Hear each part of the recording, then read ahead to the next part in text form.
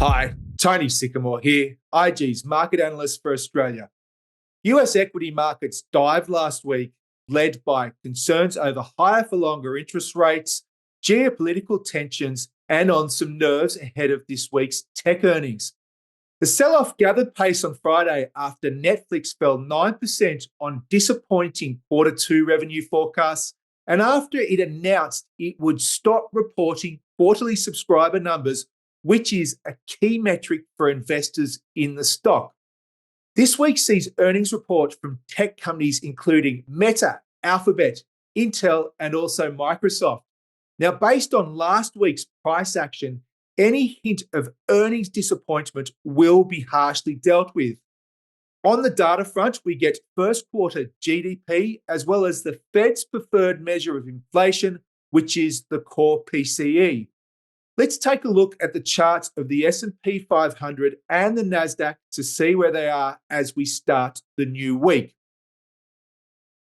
Okay, this week I'd like to start with the NASDAQ on the weekly chart, and we had been working with an Elliott wave count here, suggesting we were looking for a wave 5, which suggests that potentially a pullback might occur. Now, as you can see over the past 7 or 8 weeks, we certainly had a point of differentiation. You can see the uptrend here was very impulsive for the wave 3 and also for the wave 5 before this flattening out started to occur.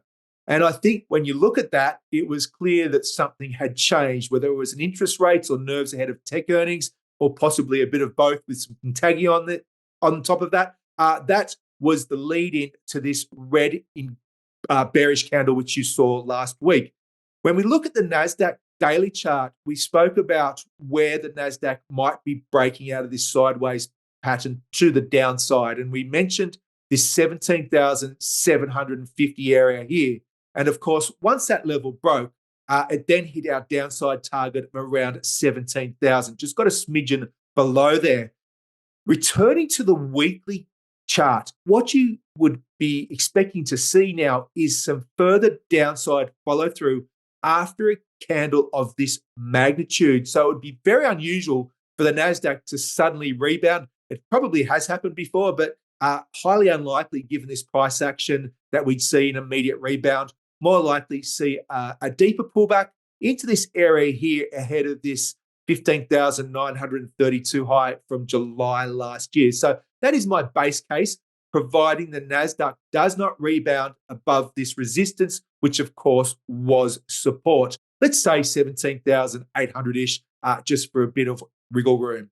Looking at the S&P 500 chart now, one thing you will notice with the S&P chart is that the magnitude of the rally was nowhere near as impulsive as the NASDAQ. It was very much, a lower octane version of what we saw in the NASDAQ. And for that reason, I would be very surprised if we saw such a deep pullback as I was talking about in the NASDAQ.